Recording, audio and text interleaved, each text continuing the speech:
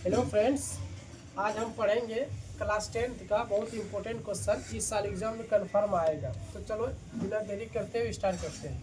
Question है द्विघात समीकरण 3x² माइनस 2x प्लस 1/3 बराबर 0 का हमको विविक्तर ज्ञात करना है। ए नंबर में विविक्तर है, बी नंबर है मूलों की प्रकृति और सी नंबर में दिया है द्विघात सूत्र का उपयोग कर मूल ज्ञात कीजिए। तो चलो हम सबसे पहले क्या करेंगे, 3x हल यहाँ पहले हल लिखते हैं। 3x²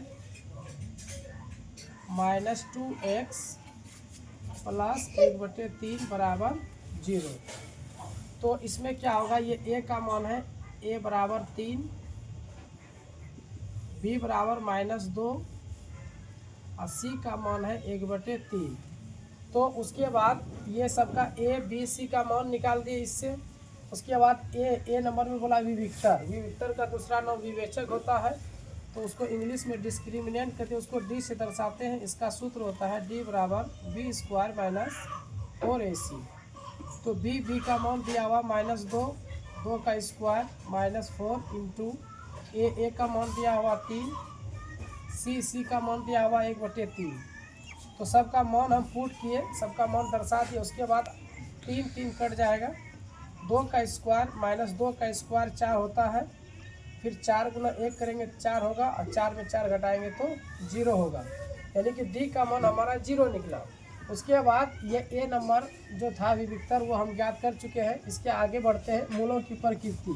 तो मूलों की प्रकृति यहाँ पर लिखना है। जब डी का मान 0 आ जाता है तो लिखेंगे डी बराबर 0 मूलों की प्रकृति वास्तविक होगा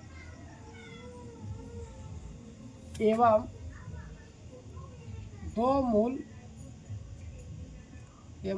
मूल समान होंगे। ठीक है, ये बी नंबर हो गया। सी नंबर में बोला था द्विघात सूत्र का उपयोग कर मूल ज्ञात करें। तो द्विघात सूत्र का हम उपयोग करते हैं। द्विघात सूत्र का जो सूत्र है x बराबर -b प्लस माइनस √d/2a।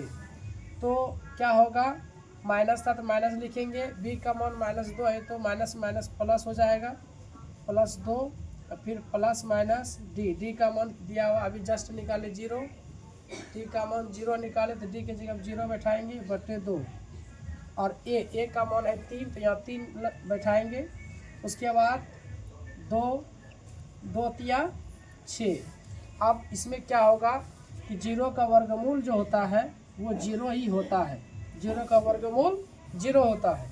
अब 2 + 0 करें या 2 - 0 करें तो 2 ही होगा।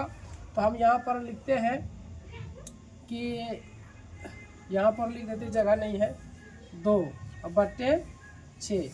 जब हम इसको कटाएंगे 2 × 2 2 तिया 6 तो क्या आया 1/3। तो इसमें क्या था, प्लस माइनस दोनों था, एक बार प्लस एक बार माइनस, तो एक ही बार लिख दिए। तो हम यहाँ पर लिखेंगे अतः अगले, या तो यहाँ डायरेक्ट लिख दो, अतः दो मूल एक होता है अल्फा होता है, एक बीटा होता है। तो 2 मूल लिख देते हैं 1/3, 1/3।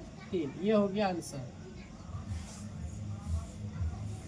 तो फ्रेंड्स, आज हम पढ़े क्लास 10th का बहुत ही इम्पोर्टेंट क्वेश्चन जो कि इस साल एग्ज़ाम में आने वाला है, इसलिए इसको अच्छा से तैयारी करें। Thank you.